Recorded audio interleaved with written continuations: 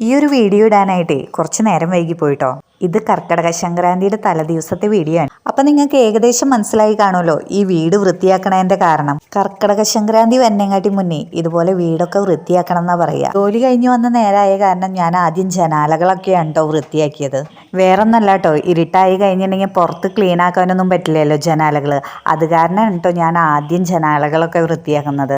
എന്നിട്ട് പിന്നെ ഓരോ റൂമുകളും വൃത്തിയാക്കാന്ന് വിചാരിച്ചിട്ടോ. പിന്നെ ഈ വീഡിയോയിൽ എല്ലാതും ഞാൻ ഉൾപ്പെടുത്തിയിട്ടില്ലേ. നമ്മൾ എന്നും നമ്മുടെ വീട് അടിച്ചൂരി തുടയ്ക്കുന്നുണ്ടെങ്കിലും ഈ റേക്കിന്റെ മേലെ അലമാരയുടെ മേലെ ഒന്നും നമ്മൾ എന്നും ക്ലീൻ ആക്കണമൊന്നുമില്ല. അതുപോലെ തന്നെ ഫാനും മാസത്തിലൊരിക്കലേ പരമാവധി ചെയ്യാറുള്ളൂ. മാസത്തിലൊരിക്കൽ ചെയ്താലും നമ്മൾ ക്ലീൻ ആക്കി വരുമ്പോൾ അത്യാവശ്യത്തിന് പൊടിയുണ്ടാവും കേട്ടോ. പിന്നെ പൊത്തി പിടിച്ച് കയറാൻ കോണിയൊന്നും ഇല്ലാത്ത കാരണം സ്റ്റൂൾ വെച്ചിട്ടാണ് കേട്ടോ ഞാൻ അഡ്ജസ്റ്റ് ചെയ്യാറുള്ളത് ഇപ്പോഴും. ഇതുപോലെ ഓരോ റൂമും ചെയ്തു വരുമ്പോഴേ അത്യാവശ്യത്തിന് ടൈം ആവട്ടോ. സത്യം പറഞ്ഞാൽ ഇതൊരു ഡീപ്പ് ക്ലീനിങ് എന്ന് തന്നെ പറയാട്ടോ. വീട് പണിയുമ്പോഴേ സാധനങ്ങൾ എടുത്തു വയ്ക്കാനുള്ള സൗകര്യത്തിന് റേക്കൊക്കെ കുറേ പണി കേട്ടോ.